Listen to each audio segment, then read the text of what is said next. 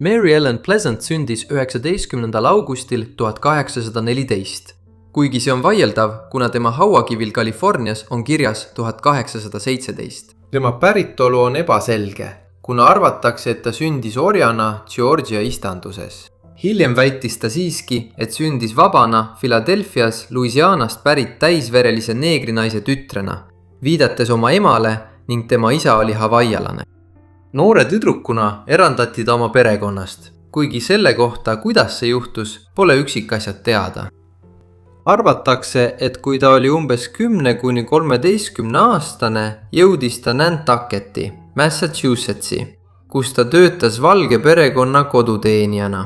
Sellel ajal avastas ta, et teiste jaoks nähtamatuks jäämine võib olla väga kasulik. Hiljem muutis ta selle omaduse enda jaoks eeliseks. Kui ta oli oma perega, koheldi teda hästi. Ta õppis lugema, kirjutama ja poes töötama. Ilmselt oli pere sügavalt seotud orjanduse vastase liikumisega. See võis temast sütitada kirge selle eesmärgi vastu, kuna ta kohtus paljude tuntud orjanduse vastastega. Pleasant oli intelligentne tüdruk, kes õppis kiiresti, hoolimata sellest, et ta ei olnud saanud mingit ametlikku haridust. Oma 1902. aasta eluloos ütles ta: "Ma tihti mõtlen, mis minust oleks saanud, kui mul oleks olnud haridus." Seejärel kirjutab ta edasi: "Ma olen raamatud kõrvale jätnud ja olen palju uurinud mehi ja naisi. Ma olen alati märganud, et kui mul on midagi öelda, siis inimesed kuulavad. Nad ei jää kunagi minu jutu peale magama." Mõned aastad hiljem abiellus Pleasant oma esimese abikaasaga, kelle nimi oli James Smith.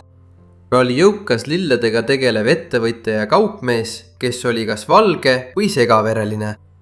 Smith oli samuti veendunud orjanduse vastane ning koos töötasid nad põrandaaluses põgenemisvõrgustikus orjavarastena.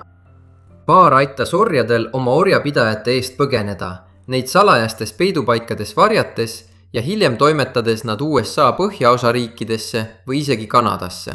Kahjuks suri Smith 1840-ndatel, jättes Pleasantile märkimisväärse päranduse ja juhised jätkata seda olulist tööd, millele nad olid aastaid pühendunud. Pleasant jätkas orjade aitamist vabadusse toimetamisel. Kogu oma elu jooksul jätkas ta tugevat võitlust võrdsete õiguste eest.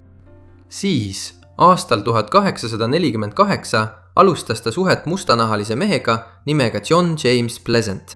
Arvatakse, et see oli tema teine abikaasa, kuna ta võttis tema perekonnanime, kuigi abielu toimumise kohta ametlikke andmeid ei ole.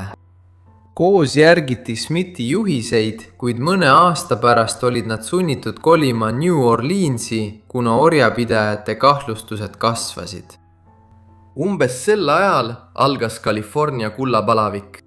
Aastal 1850 liitus California liiduga vaba orjandusvaba osariigina ning peagi levis kuuldus sealsetest võimalikest rikkustest, olenemata sinu rassist või päritolust. Selle tõttu otsustas Pleasant 1852 aasta aprillis New Orleansist lahkuda ja suundus San Franciscosse. Heleda Nahaga mustanahalise naisena esines ta valgena ja kasutas suhtlemisel valgetega kindlasti oma esimese abikaasa perekonnanime, et vähendada võimalikku diskrimineerimist. Ta leidis peagi tööd kokana ja koduteenijana rikastele ärimeestele. Need olid linna kõige tähtsamad mehed ja ta töötas nende heaks kindlal põhjusel. Nende meeste jaoks oli ta nähtamatu ja just sellest üleolevast suhtumisest võttis ta maksimumi. Pleasant kasutas oma lähedust, et kavalalt pealt kuulata jõukaid inimesi, keda ta teenindas. Nii tehes sai ta teada investeerimisnippe ja mahlakat kõmu. Elulookirjutaja Lynn Hudson ütles Pleasanti kohta antud intervjuus: "On täiesti võimalik, et tööd, mida ta teenijana tegi, olid vaid kattevarjuks, sest on selge, et ta teenis oma raha investeeringutega." San Franciscos kokkana teenis Pleasant väidetavalt umbes $500 kuus. Selle raha ning oma esimese abikaasa pärandusega investeeris ta kinnisvarasse, kulla ja hõbeda kaevandustesse. Lõpuks teenis ta piisavalt raha, et alustada oma enda pesupesemisäriga ja sealt edasi laienes ta veelgi. San Franciscos jätkas Pleasant endist orjade abistamist rahalise toetuse ja töö leidmisega. Kui ta muutus edukamaks, tõi ta paljud enda teenistusse ja andis neile tähtsaid ametikohti. Rikaste valgete ringkondades nähti teda ettevõtjana ning paljude jaoks oli ta nagu üks nende seast. Ometi teadis tema tõelist identiteeti vaid mustanahaline kogukond. Teda tunti kui musta raekooda, kes tõi põrandaaluse raudtee läände. Mõned neist, keda ta aitas, said hiljem linna tähtsateks mustanahalisteks juhtideks. 1857 aastal lahkus ta San Franciscost, et aidata orjanduse vastast John Browni. Ta toetas aktiivselt tema eesmärki, saates talle kokku umbes $30,000. Selle rahaga suutis ta rahastada oma rünnakut föderaalse relvalaole Harper's Ferry's Virginias. Brown lootis, et see vallandab lõunaosariikides suurema relvastatud orjade ülestõusu, kuid tema plaan ebaõnnestus. 1859 aastal naasis Pleasant San Franciscosse, kus ta jätkas oma ettevõtete juhtimist ja toetas kodanikuõiguste liikumisi. Sama aasta 2. detsembril poodi John Brown mõrva ja riigireetmise eest üles. Pärast toomist leiti tema taskust märkus, millel oli kirjas: kirves on pandud puu juure juurde. Kui esimene hoop antakse, tuleb rohkem raha abiks. Märkus oli allkirjastatud MEP poolt, mis tähendas Mary Ellen Pleasanti. Siiski lugesid ametnikud tähed valesti ja otsisid kedagi initsiaalidega WEP. Nad ei teadnud, kes selle märkuse kirjutas, kuid ilmselt otsisid nad jõukat põhjaosa riiklast. Pleasantit ei kahtlustatud kunagi ja me teame, et see oli tema ainult seetõttu, et ta avaldas selle enne oma surma. 1860-ndateks kuulus Pleasantile pensione ja edukate pesumajade kett. Vaatamata oma edule jäi Pleasant tagasihoidlikuks. Sageli maskeeris Pleasant end teenijaks, et teda ei märgataks. Seejärel kohtus Pleasant noore pangatöötaja Thomas Belliga. Koos lõid nad aastakümneid kestnud äripartnerluse, mis tegi mõlemad pooled väga jõukaks. Šotlane teenis juba korraliku raha elavhõbedaga, mida tuntakse ka kui vesihõbe, kauplemisega, kuid kui ta kohtus Pleasantiga, mõistis ta, kui edukaks ta võiks tema kõrval saada. Aastal 1865 pärast kodusõja lõppu läks Pleasant linnaelanike registrisse ja muutis avalikult oma rassilise kuuluvuse valgest mustaks. Ta tegi seda, et seista vastu rassilistele pingetele, mis riigis eksisteerisid, kuigi see muutis tema enda elu raskemaks. Ühes oma mälestuste raamatus kirjutas ta, et tema eesmärk oli vabadus ja võrdsus nii endale kui oma rahvale ning ta eelistaks pigem olla laip kui argpüks. Pleasanti isiklik suhe Belliga on ebaselge. On võimalik, et see oli mõnda aega romantiline, kuid allikad selles osas erinevad. Igal juhul hakkasid nad investeerima mitmesugustesse ettevõtmistesse Pleasanti eestvedamisel. Enamasti järgis Bell lihtsalt tema nõuandeid ja juhiseid. Kuna Pleasant oli nüüd registreeritud mustanahalisena, kartis ta, et inimesed hakkavad küsima, kuidas ta kogu selle raha teenis. Võimalike probleemide ja diskrimineerimise vältimiseks pani ta investeeringud ja kinnisvara Belli nimele. See hõlbustas äritehinguid, mis võisid olla naisele 19. sajandi 60. aastatel palju raskemad. Eriti mustanahalise naise jaoks. Pleasant ründas avalikult San Franciscos toimuvat rassilist diskrimineerimist ja jätkas kodanikuõiguste eest seismist. Aastal 1866, kui ta oli linnatrammis, eemaldati tema ja 12 mustanahalist naist jõuga. Selle tõttu kaebas ta 2 trammiettevõtet rassilise diskrimineerimise tõttu kohtusse. Üks ettevõtetest lubas afroameeriklastel oma trammidele peale minna, samas kui teine ei andnud alla. Kohtuasja Pleasant vs. North Beach and Mission Railroad Company arutati lõpuks osariigi ülemkohtus. Lõpuks sillutas Pleasant tee linna trammide dessegregeerimiseks. Tänu nendele pingutustele tunnustati teda aastaid hiljem kui California kodanikuõiguste emaks. Aastate möödudes kasvasid Pleasanti ja Belli varandus jätkuvalt. Varsti olid neil osalused pesumajades, piimafarmides, restoranides, pensionaatides ja isegi Wells Fargo pankis. Aastaks 1875 olid nad kogunud tohutu varanduse, mille väärtuseks hinnati üle $30 miljoni. Et seda paremini mõista, siis tänapäeval oleks see umbes $850 miljonit. Aastal 1877 suri Pleasanti endine äripartner John James, kes oli koos temaga töötanud põrandaalsel raudteel diabeeti. Pole kindel, milline oli nende suhe pärast tema liitu Thomas Belliga. Oma suure varandusega ehitas Pleasant San Francisco südamesse 30 toaga viktoriaanliku mõisahoone. Majal olid suured maad ja see oli muidugi rikkalikult sisustatud. Tol ajal oli selle väärtus umbes $100,000, mis tänapäeval oleks umbes $2,4 miljonit.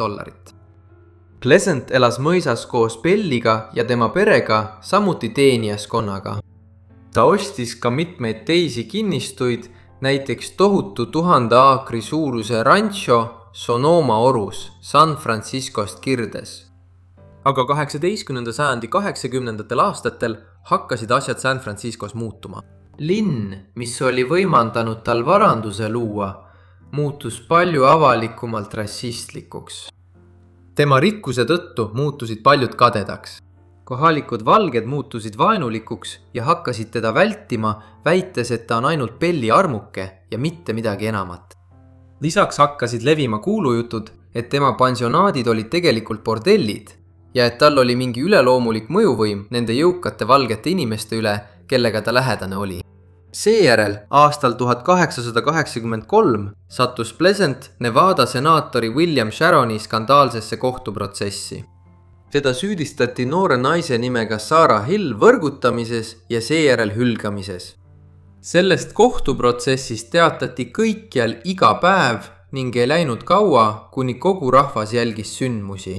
Senaatori advokaadid väitsid, et Pleasant, kes oli Sarah Hilli sõber, kasutas tumedaid jõude, et manipuleerida teda senaatorit lõksu meelitama. Kuigi see oli absurdne, läks Pleasant sellega kaasa ja tõi kohtusse voodoo nuku.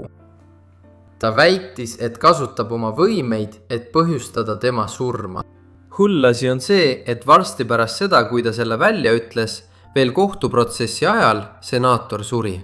See kinnitas paljusid kahtlusi ja peagi hakati teda pidama kurjaks, müütiliseks tegelaseks. Paljud pidasid teda voodoo kuningannaks. Umbes sel ajal hakati teda kutsuma ka rassistliku hüüdnimega Mammy Pleasant, kuna ta oli aastaid töötanud koduteenijana. Ka ajakirjandus nimetas teda selle nimega, kuid talle see ei meeldinud. Ta ütles, mulle ei meeldi, kui kõik mind Mammiks kutsuvad. Pane see maha. Ma ei ole kõigile Californias Mammy. Ma sain kirja pastorilt Sacramentost. See oli adresseeritud Mammy Pleasantile. Ma kirjutasin talle tagasi tema enda paberil, et minu nimi on proua Mary E. Pleasant. Ma ei raiskaks tema peale ühtegi oma paberit. Aastal 1899 suri Thomas Bell. Sellel olid Pleasantile kaugel ulatuvad tagajärjed.